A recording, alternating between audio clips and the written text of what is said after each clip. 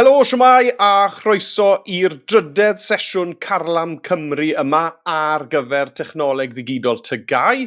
Fe nhw yw Meredydd Jones o Ysgol Maes y Gwendraeth ac yn y sesiwn yma, y drydydd sesiwn o'r casgliad cyntaf yma o sesiynau Technoleg Ddigidol TGAU, i ni'n mynd i fod yn edrych ar thema 3.1 sef dulliau cyfathrebu digidol. Iawn te. Nawr, mae hwn yn rhywbeth i ni gyd yn gyfarwydd gyda i ni'n defnyddio dulliau cyfathrebu digidol yn bywydau bob dydd. Felly mae llawer o'r pwnc yma yn dod o'ch synwyr cyffredin ac o'ch profiadau bob dydd chi. Felly os daw cwestiwn lan ar ddulliau cyfathrebu, a mae yna gwestiynau gyda lot o farciau wedi bod yn y gorffennol, dylech chi fod yn hyderus bod chi'n gallu siarad gyda digon o wybodaeth cefndirol amdano hwn, hyd yn oed cyn bod chi yn defnyddio'r fideo yma ac adolygu. Iawn, nawr, y dull cyntaf ni'n mynd i sôn amdano fe yw e-bostio. Nawr, yn y topic yma, mae eisiau bod chi'n gallu edrych ar ddulliau cyfathrebu digidol o dair ongl gwahanol. Iawn? Felly'r ongl gyntaf sy'n eisiau chi i allu edrych ar bethau ohono fe yw sut mae pobl yn defnyddio dulliau cyfathrebu digidol i gyfathrebu gyda teulu a ffrindiau. Felly, hwn yw'r un rwydda, achos dyma beth i ni gyd yn neud bob dydd yn dyfe. Yw defnyddio dulliau cyfathrebu digidol i gyfathrebu gyda'n teulu a'n ffrindiau ni. Iawn, dyna'r agwedd gyntaf bydde eisiau bod chi'n gallu edrych arno y pwnc yma ohono fe. Yr ail agwedd wedyn yw sut mae pobl yn defnyddio dulliau cyfathrebu digidol i gyfathrebu ar gyfer eu gwaith. Yn eu gwaith ac ar gyfer busnes. Iawn? A fi'n siŵr i chi'n dechrau meddwl yn barod, mae hwnna'n mynd i fod yn wahanol. I ni ddim yn mynd i ddefnyddio'r un dulliau cyfathrebu ar gyfer gwaith a beth fydden ni yn y bywyd personol. A'r trydydd agwedd wedyn sydd dyn ni i edrych arno fe, i adolygu ar gyfer y topic yma, yw sut mae busnesau a felly siopau ar-lein yn defnyddio dulliau cyfathrebu digidol i hyrwyddo i busnes nhw, i hysbysebu. Os ych chi'n gweld hyrwyddo, marchnata, hysbysebu, mae'r tri peth yna mewn gwirionedd yn yr arholiad yma beth bynnag yn meddwl yr un peth, hysbysebu ar-lein. Iawn? Felly, tair agwedd, tair gwahanol ffordd o edrych ar y pwnc yma. Fel ni'n defnyddio dulliau yma yn bersonol, fel ni'n defnyddio dulliau yma ar gyfer gwaith, a'r trydydd ongl yw sut mae busnesau a siopau ar-lein yn defnyddio y dulliau cyfathrebu yma i hysbysebu i'r cwsmeriaid a darpa'r gwsmeriaid. Iawn, felly, cyntaf sydd dan ni fan hyn yw e-bost. Nawr, os gewch chi gwestiwn am e-bost, chi'n fod, mae e'n ddigon rhwydd, ni gyd wedi defnyddio e-bost. Fi'n siŵr bod cyfrif e-bost gyda chi gyd yn bersonol. I chi'n defnyddio fe falle mwyn creu cyfrifon ar apau cyfryngau cymdeithasol a gyfer siopa ar-lein. Mae dyn ni gyd cyfeiriad e-bost trwy hwb hefyd. Felly, ni gyd yn gyfarwydd â defnyddio e-bost. Nawr, os ych chi'n cael cwestiwn sy'n gofyn am fanteision e-bost, falle byddwch chi'n meddwl, hwnna bach yn anodd. Ond beth sy'n eisiau chi'n neud, pryn bynnag gewch chi gwestiwn yn gofyn am fanteision e-bost, mae eisiau bod chi yn meddwl amdano fe fel beth yw'r gwrthwyneb. Beth oedd pobl yn defnyddio cyn e-bost i ddanfon negeseuon at ei gilydd. A beth oedd pobl yn defnyddio yn y gyffredinol wrth gwrs cyn e-bost oedd y post cyffredinol. Darn o bapur mewn amlen, gyda stamp ar yr amlen yn y post. Iawn? Felly, siaradwch am y manteision o e-bost o'i gymharu gyda danfon llythyr yn y post. Iawn? Ac yn sydyn reit i ni gallu meddwl am lu o fanteision y gynnu. Yr un cyntaf, wrth gwrs, yw bod ni yn gallu, fe chi'n gweld fyna, mae'r uwcholeuo ar waelod y paragraff gyntaf, mae caniatáu defnyddwyr i gyfathrebu unrhyw un sydd â chyfeiriad e-bost unrhyw le yn y byd. Nawr, os byddwch chi moyn danfon llythyr go iawn, dyw na ddim yn mynd i allu cyrraedd pob man yn y byd. Iawn, meddyliwch am beth sydd yn mynd mlaen yn y newyddion ar hyn o bryd, ryfeloedd sy'n mynd mlaen mewn rhannau o'r byd. Byddwch chi ddim yn gallu posto llythyr i'r llefydd hynny. Does dim post yn gweithredu yna. Ond, os oes signal neu cysylltiad gwe i gael gyda rhywun a cyfeiriad e-bost, dyna gyd sydd angen arnyn nhw i dderbyn neges e-bost unrhyw le yn y byd. Na'r fantais gyntaf. Yr ail fantais, hwn felly yw'r un cyntaf sy'n dod i'n meddwl ni pan ni'n meddwl am manteision e-bost o gymharu gyda'r post traddodiadol, yw bod e-bost yn anfon yn gyflym iawn. Mae bron y bod ar unwaith. Dwi ddim cweit ar unwaith, mae'n cymryd ychydig eiliadau, weithiau yn cymryd yn bach yn fwy, ond fel arfer, mae neges e-bost yn cyrraedd bron yn syth. Felly peidiwch yn dweud bod nhw'n cyrraedd yn syth, achos dwi'n ddim cweit yn wir. A os gewch chi rhywun ffyslyd yn marco'ch papurolion chi, felly gewch chi ddim y marc. Felly be byddai ni'n dweud wrth chi ddweud yw bod negeseuon e-bost yn cyrraedd yn gyflym iawn. Hefyd, i ni gallu danfon negeseuon e-bost 24 awr y dydd, 365 diwrnod y flwyddyn. Dyn ni ddim yn gofod dala'r post. Os chi'n mynd i'r blwch post, a mae'r dyn post, neu'r lady post wedi casglu'r post yn barod, yna bydd rhaid i chi aros nes y dyrno nesaf cyn bod eich llythyr chi yn cael ei gasglu o'r blwch post, cyn bod e'n cael ei ddanfon mlaen. Yr un ffordd, does dim post yn dod ar ddydd Sul. A dim ond unwaith y dydd mae post yn dod. Felly, gyda e-bost, wrth gwrs, mae e'n gallu cael ei anfon unrhyw bryd a fydd e'n cyrraedd o fewn eiliadau fel arfer. Nawr, hefyd, gellir anfon e-bost a'i darllen nhw unrhyw le yn y byd sydd â chysylltiad rhyngdro. Ni wedi siarad mwyn am barod yn y paragraff cyntaf. A'r un olaf yn hyn wedyn, paragraff olaf, bod e-bost yn gymharol rad i'w anfon. Nawr, i fod yn onest, mae hwnna ddweud bach fyna, mae hwnna'n understatement, achos mae danfon e-bost bron iawn a bod yn rad ac am ddim. Dwi ddim cweit yn rad ac am ddim, achos ni yn gofod talu am yn dyfeisiau ni'n gofod talu am cysylltiad gwe, mae rhywun yn talu am eich cysylltiad gwe chi. Os ych chi falle yn danfon e-bost o'ch ffôn, falle bod chi'n talu am eich data chi ar eich contract ffôn. Felly, dwi ddim yn wir i ddweud bod danfon e-bost am ddim. Ond mae e mor agos i fod am ddim a phosib, yn dwi. Felly mae e yn rhad iawn. Pan ni'n cymharu fe gyda danfon llythyr, wrth gwrs, i chi'n gorfod argraffu'r llythyr ar bapur, chi'n gorfod prynu amlen, chi'n gorfod prynu stamp, mae stamp dosbarth cyntaf rownd tua pint nawr. Felly, os ych chi moyn danfon 100 o lythyron mas, chi'n mynd i ala bron 100 pint ar stampiau, a wedyn yr amlenni a phopeth arbenni. Le chi'n gallu danfon 100 o negeseuon e-bost am braidd ddim byd o gwbl. Felly dyna ni e-bost. Os gewch chi gwestiwn e-bost, byddwn ni gyd yn dathlu achos mae cwestiynau e-bost yn rhai caredig iawn. Right, beth am ddech arall o gyfathrebu digidol te? Wel, beth am wefannau ac apiau rwydweithiau cymdeithasol? Social networks, social media. Felly, i ni yn gallu cyfathrebu ar y platfformau yma wrth gwrs. Gwasanaethau rwydweithiau cymdeithasol yn platfform ar-lein a ddefnyddir gan bobl i adeiladu rwydweithiau. I ni'n creu rwydweithiau, networks. Fi'n ffrind gyda ti, ti'n ffrind gyda'r persona, felly bod fi'n nabod y persona trwy ti a nawr i fi'n dod yn ffrind gyda nhw. I ni'n creu cysylltiadau a creu rwydweithiau cymdeithasol.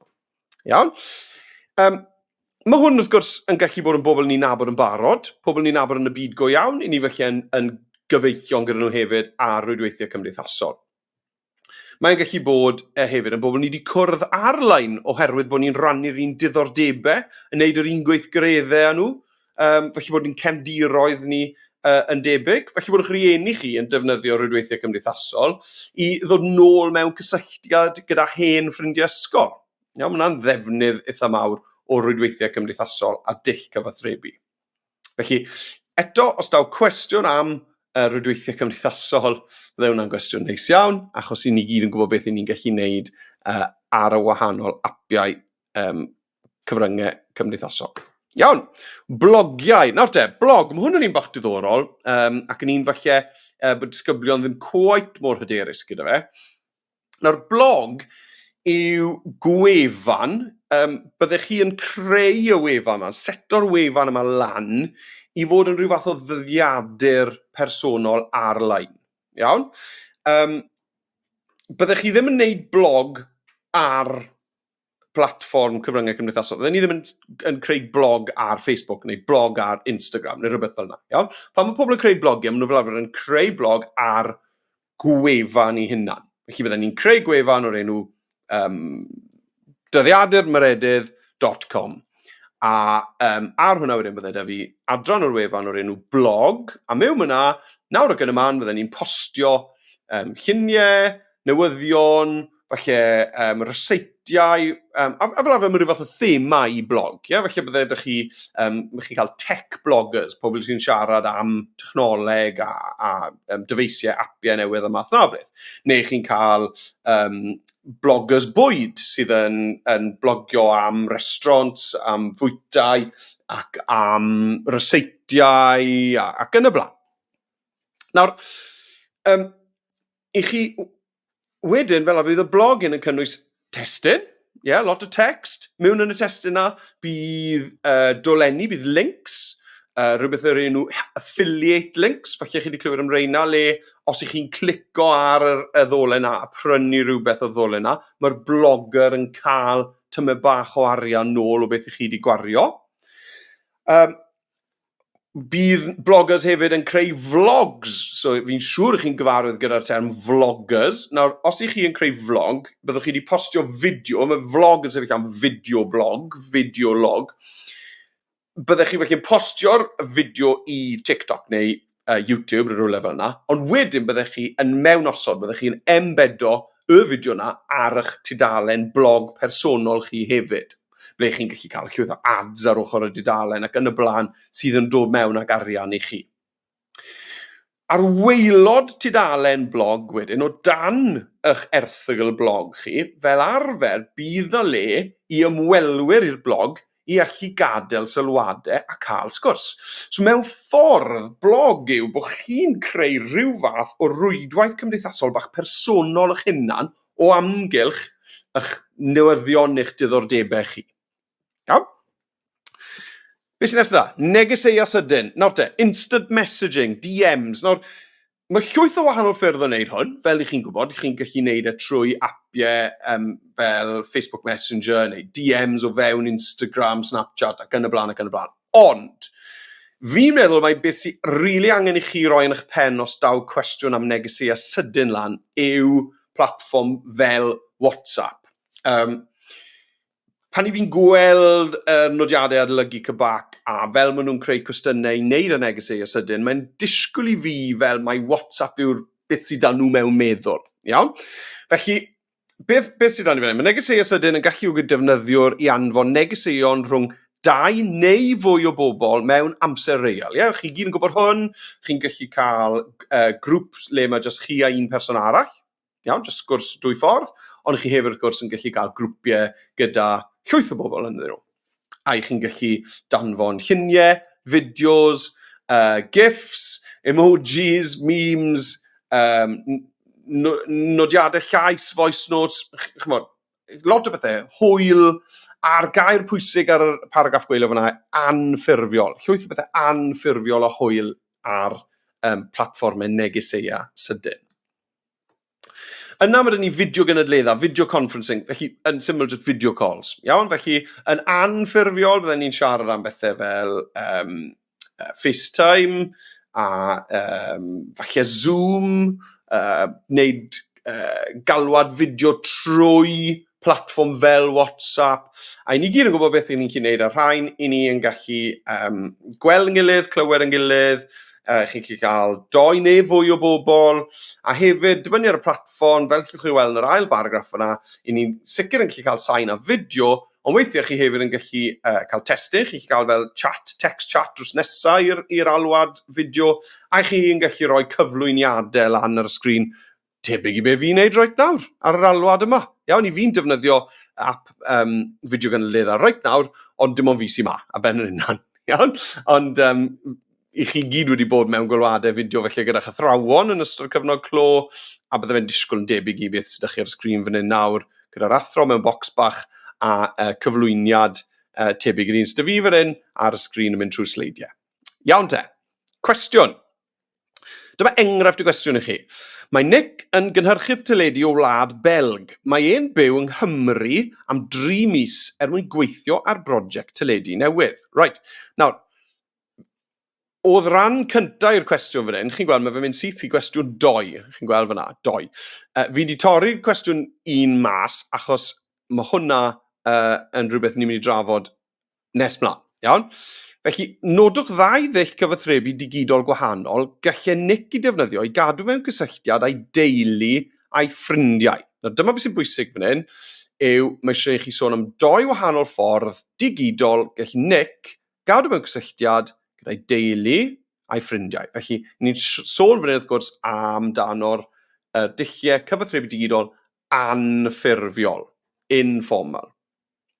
Nawr, ni newydd drafod llwyth o rhain. Iawn? Ond, mae werth i chi feddwl, mae rhan cynta'r cwestiwn yma, spoiler alert, yn gofyn am ddulliau cyfathrebu digidol i Nick i gadw mewn cysylltiad gyda'i gydweithwyr nôl yn y swyddfa yng Ngwlad Belg. Felly, gallech chi sôn am e-bost fan hyn ar gyfer teulu a ffrindiau, achos ni yn gallu e-bostio'n teulu a ffrindiau, ond os na atebion rhwyddach i siarad amdano ar gyfer anffurfiol, a ydw falle yn syniad i gadw e-bost ar gyfer un o'r enghreifftiau ffurfiol lan i chi. Dim rhaid, mae digon o opsiynau i gael, ond falle byddwn ni'n dweud bod e-bost yn fwy amlwg i sôn am ddull cyfathrebu gwaith, a byddwn ni'n meddwl am falle dulliau eraill fan hyn ar gyfer teulu a ffrindiau. Falle byddwn ni'n dweud negeseuau sydyn. Felly, os i fi'n yn rhoi fan hyn ar dechrau, mae 4 llinell dy fi fan hyn ar gyfer just yr enghraifft gyntaf. Felly, mae 4 marc ma, felly fi'n cael 2 farc am yr enghraifft gyntaf a 2 farc am yr ail ddull cyfathrebu. Fi'n cael marc am enwi'r dull, a wedyn marc arall am esbonio sut mae'n gweithio. Enghraifft, ar gyfer un cyntaf yna, allan ni ysgrifennu, gall Nick ddefnyddio app negeseuau sydyn tebyg i WhatsApp. Mae hwnna'n mynd i gael marc i fi. Fi'n mynd i gael y marc nesaf wrth ddweud pa fath o bethau gall Nick wneud ar yr app na wrth gysylltu gyda'i deulu a ffrindiau. A wedyn allan ni ddweud gall Nick drafod gyda grŵp mawr o'i deulu a'i ffrindiau mewn amser real gan ddanfon lluniau, sain, fideos, gifs ac yn y blaen. Bydde ddim rhaid chi ddweud yr holl beth yna, ond chi'n chi gweld fyna fel i fi wedi'n cael yr ail farc fyna wrth ddweud sut bydde fe'n gallu defnyddio yr app negeseuau sydyn. Gyda'r ail un, dywyswch unrhyw un o'r dulliau cyfathrebu ni wedi siarad amdano barod. Iawn? Felly, falle bod chi'n mynd i sôn fyna am fideo gynadledda. So, allan ni ddweud, gall Nick ddefnyddio app fideo gynadledda tebyg i FaceTime i wneud galwadau fideo amser real mwyn gweld a clywed ei deulu a'i ffrindiau. Naill ai un i un neu ar gyfer galwadau fideo grŵp. Ding, ding, ding, ding, ding, 4 marc. Ding, ding, ding, ding, ding. Nes i 5 ding fyna, sori, 1 ormod. Iawn, mlaen ni. Right, beth amdano busnesau de? Nawr ydych ni edrych ar yr ail agwedd ma ar gyfer y thema yma, sef sut i ni yn defnyddio cyfathrebu digidol ar gyfer busnes neu gwaith. Felly, mae dan ni yn gyntaf fan hyn, fideo gynadleddau eto.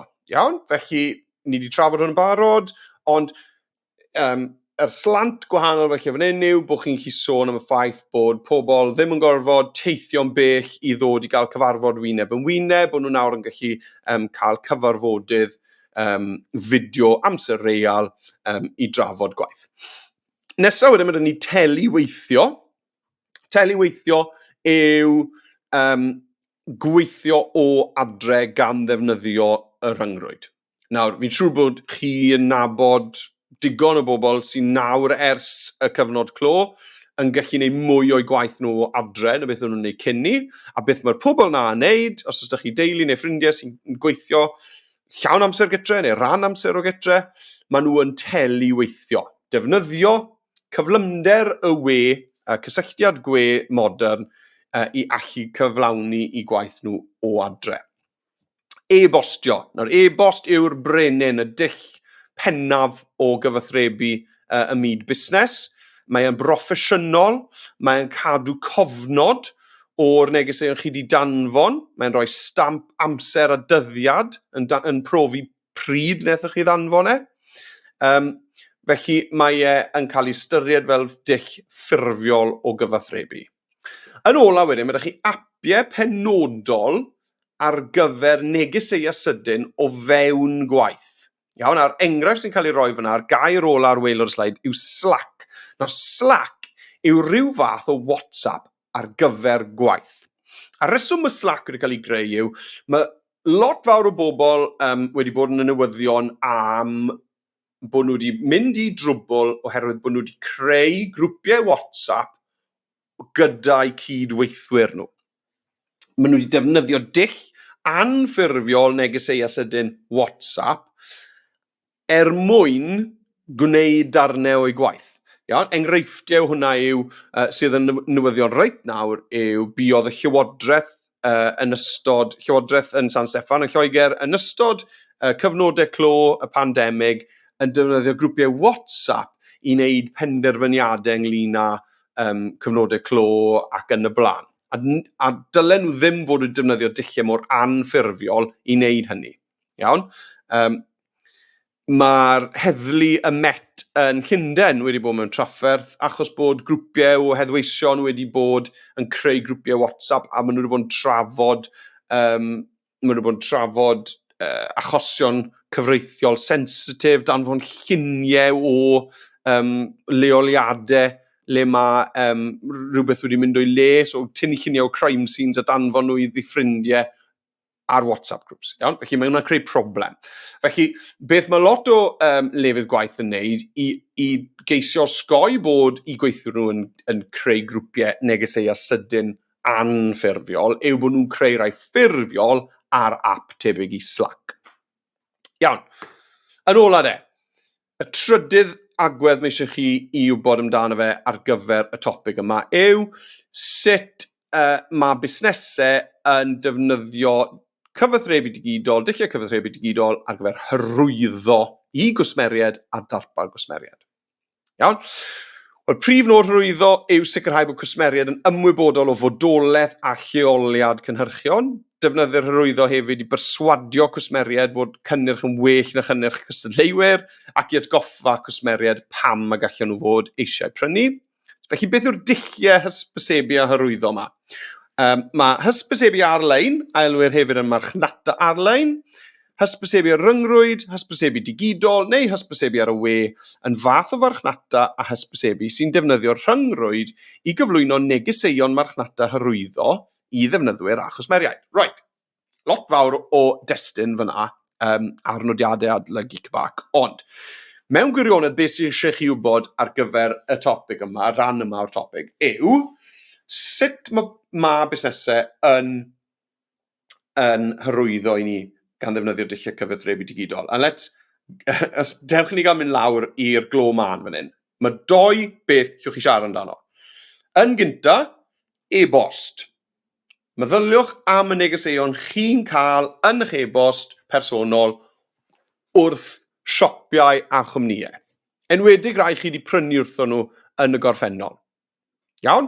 Os chi wedi prynu crys tŷ o wefan, meddyliwch am y mathau o e-bost chi'n mynd i dderbyn wrth yr cwmni na ar ôl i chi brynu'r crys tŷ cynta na. Iawn? Dewch ni gael meddwl na re. Right, yr un cynta. Gewch chi neges yn dangos pethau tebyg i beth i chi wedi prynu, yn gweud rhywbeth ar hyd eich llinellau, gobeithio bod chi'n mwynhau eich crys tŷ newydd, ni'n meddwl falle byddech chi'n hoffi rhain ac yn dangos rhyw 3 peth arall i chi. Iawn? Felly hysbysebu pethau tebyg. Ding! Mae'r beth cyntaf ni chi siarad ti. Yr ail beth ni chi siarad ti yw rhoi gwybod i chi pan fod sale mlaen yn y siop. Ar y siop ar-lein neu yn y wefan neu beth bynnag. Iawn? Felly yn mis Ionawr, ni gyd yn mynd i gael e-byst bob dydd trwy'r dydd wrth y cwmnïau ni wedi prynu wrthyn nhw, yn rhoi gwybod i ni bod sale mlaen a yn dangos cwpl o bethau sydd yn sale. A'r ail beth llwn ni siarad ti. Trydydd peth llwn ni siarad amdano yw, os ych chi felly heb siopa neu heb ymweld ar wefan am sbel, gewch chi e-bost bach wrthon nhw weithiau yn gweud, hei, so ni wedi gweld ti ysbel, neu so ti wedi prynu'r byd ysbel, beth am ddefnyddio'r cod yma, croeso nôl 10, i gael 10% bant o dy beth i ti prynu yn dy fasged. Mae e ddim ond yn para am y 3 diwrnod nesa, felly brysio. Iawn, gewch chi cod, discount wrthon nhw. Weithiau wedyn, gewch chi just e-bost sydd ddim yn trial gwerthu i chi, ond sy'n rhoi gwybodaeth ddefnyddiol a diddorol i chi. Os ych chi wedi prynu sgidiau rhedeg o siop chwaraeon ar-lein, falle gewch chi e-bost sydd ddim yn trial gwerthu unrhyw beth i chi. Dyma ti 10 top tip ar gyfer cadw yn ffit a rhedeg yn ddiogel. Iawn?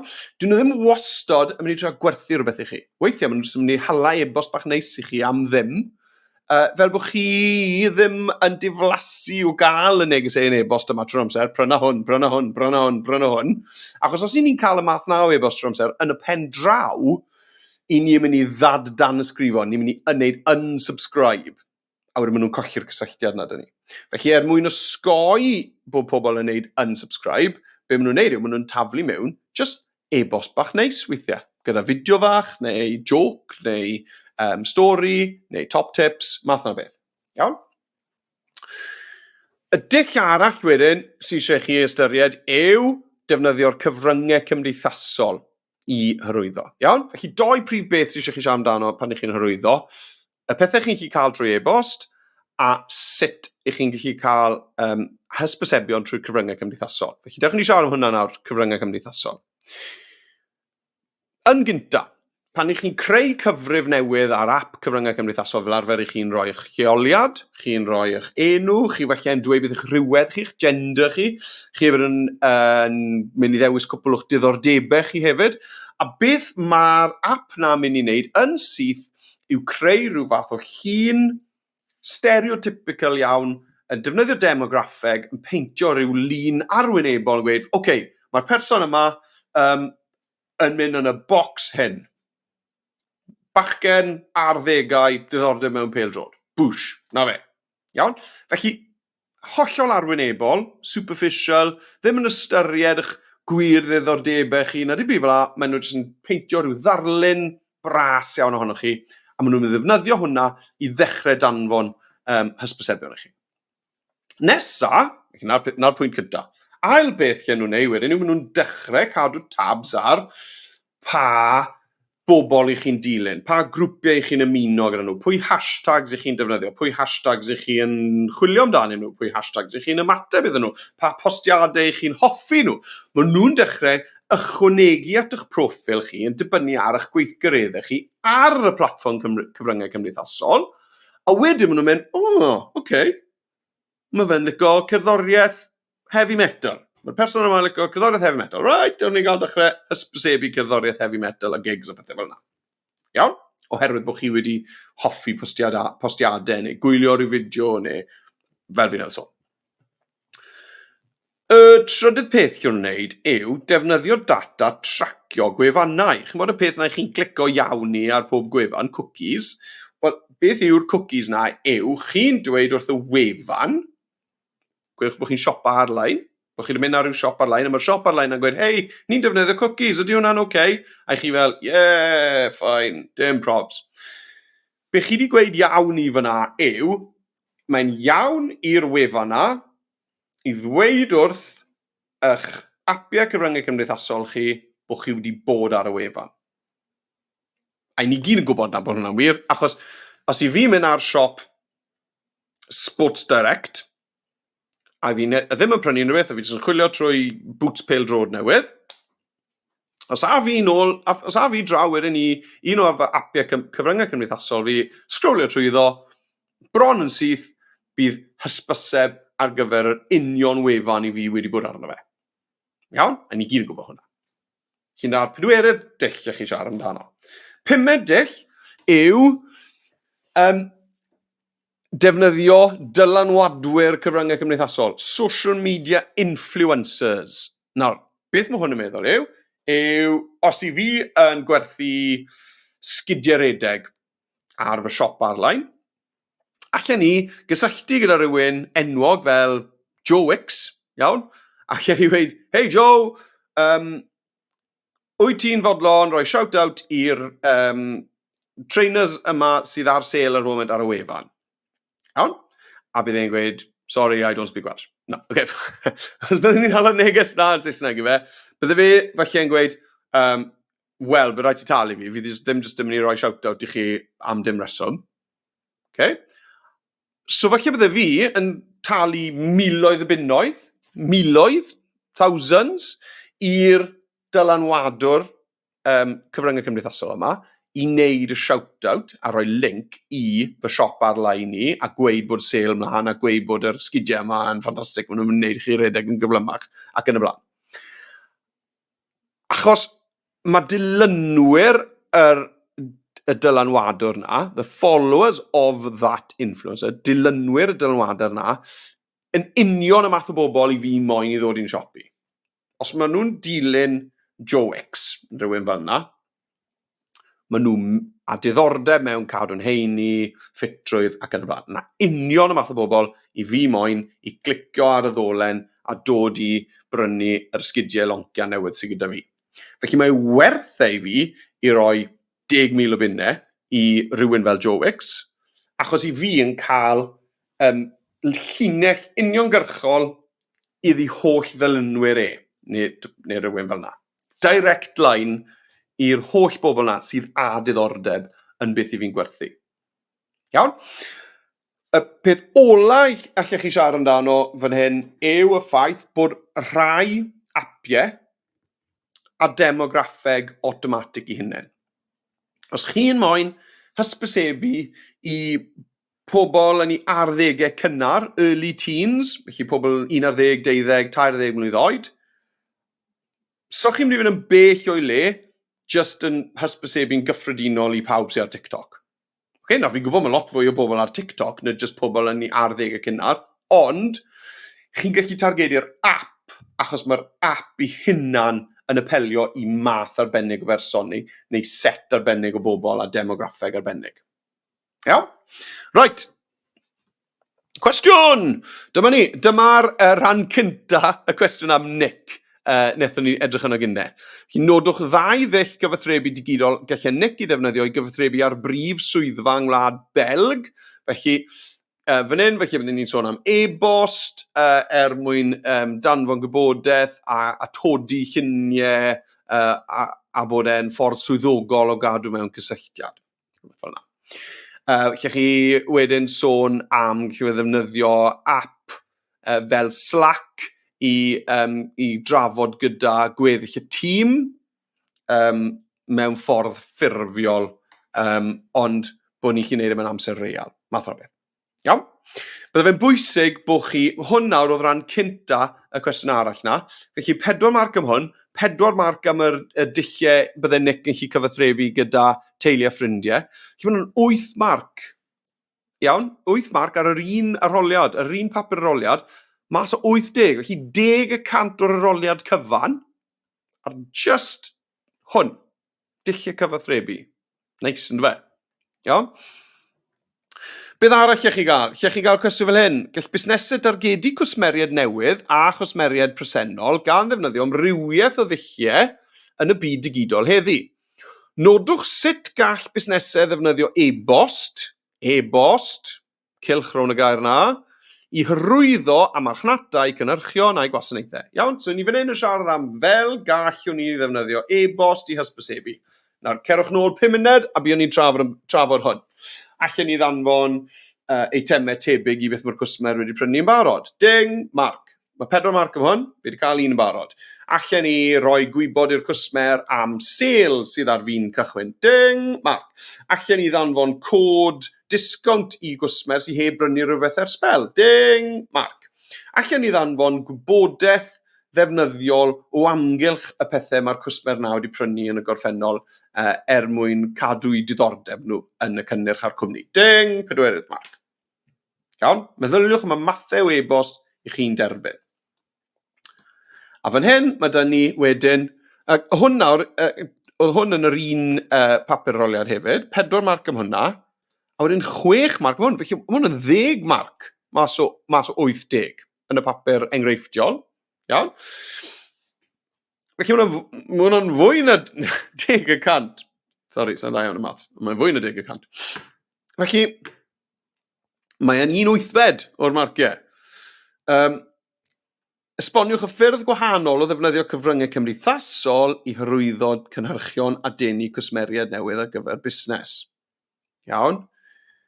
Fan hyn to, byddech chi'n moyn dweud enwi rhywbeth i gael 1 marc, esbonio fe i gael y marc nesaf. Felly mae eisiau chi mewn gwirionedd rhoi 4 enghraifft fan hyn wedi esbonio'n dda. Cyntaf, felly byddech chi'n sôn am dylanwadwyr cyfryngau cymdeithasol, marc. Right, nawr, gwedwch iddo fi fel mae hwnna'n gweithio. Mae cwmni yn talu dylanwadwr sydd â dilynwyr maen nhw moyn targedu i siarad am eu cynnyrch nhw a roi dolen i'r wefan. Ding, ail farc fyna. Wedyn chi'n mynd i sôn am un o'r pwynt eraill ni newydd fod yn trafod, llwyth ohonyn nhw. Iawn? Byddwn ni felly yn sôn wedyn am cookies ar wefannau, yn tracio'r gwefannau chi'n mynd arnyn nhw, marc. Yna, pan i chi'n dod nôl i'r cyfryngau cymdeithasol, i chi'n gweld hysbysebion yn arwain chi'n nôl i'r gwefannau yna. Ail farc. Trydydd un, falle byddwn ni'n sôn am y ffaith bod apiau cyfryngau cymdeithasol yn adeiladu profil o'r defnyddiwr yn dibynnu ar y pethau maen nhw'n hoffi, y pobl maen nhw'n dilyn, y grwpiau maen nhw'n ymuno â nhw mwyn gweithio mas pa fath o bethau allwn nhw hysbysebu i'r defnyddwyr na. Iawn? Felly, mi gobeithio bod chi'n gweld bod y topig yma yn un pan mae yn ymddangos mewn papur aroliad. Ni wedi gweld dwy enghraifft fyna, haf diwetha a'r papur enghreifftiol. Mae'n tueddu i gael lot fawr o farciau. Iawn? 8 marc mas o 80, a wedyn 10 marc mas o 80. Nawr, os i chi wedi adolygu hwn, iawn, a dwi ddim yn rhywbeth anodd i adolygu, ydw e, mae fe'n un eitha rwydd i adolygu, ond os chi wedi adolygu fe, chi'n gwybod y math o tebion maen nhw'n chwilio amdano fe, maen nhw'n gyfle i chi bigo lan marciau mawr ar gyfer eich papur aroliad 1 chi. Iawn, diolch yn fawr iawn i chi am ddilyn y sesiwn yma. Fi'n gobeithio hefyd bod chi wedi gwylio sesiwn 1 a sesiwn 2. Dyle'r holl sesiynau yma fod yn berthnasol ac yn ddefnyddiol i chi. Hyd yn oed os ydych chi'n moyn gwylio nhw, jyst rhowch nhw arno yn y cefndir a gryndwch arno fi'n clebran tra bod chi'n neud rhywbeth arall. A pwy a wyr beth fydd yn synco mewn i'ch pen chi, jyst wrth glywed fi'n trafod y pethau yma. Iawn? A daw e nôl i chi yn yr aroliad. Iawn. Bydd na sesiwn fyw. Ewch ar wefan Carlam Cymru, drychwch ar amserlen sesiynau byw. Iawn? Yn y sesiwn fyw na, fydda i yn mynd dros uchafbwyntiau yr 3 sesiwn yma i ni wedi wneud nawr, yn y set cyntaf yma o sesiynau adolygu. Ond hefyd, mae cyfle i chi ddod a holi'ch cwestiynau chi. Iawn? Chi, please dewch, os oes unrhyw gwestiynau gyda chi, a dim rhaid bod e'n neud ar 3 topig yma, os mae fe am yr arholiad yn gyffredinol, os ych chi â cwestiwn am eich gwaith cwrs hyd yn oed, os ych chi'n ganol defnyddio Animate ar hyn o bryd, neu Dreamweaver, neu chi'n creu'ch fideos yn Premiere, dewch, gofynnwch eich cwestiynau, unrhyw beth i wneud â cwrs TGAU Technoleg Digidol, na i drial yng ngorau glas i helpu chi ar y sesiwn fyw. Iawn, diolch i chi ffrindiau, diolch am wylio, a gobeithio welai chi ar sesiwn adolygu arall yn y dyfodol agos. Hwyl am y tro!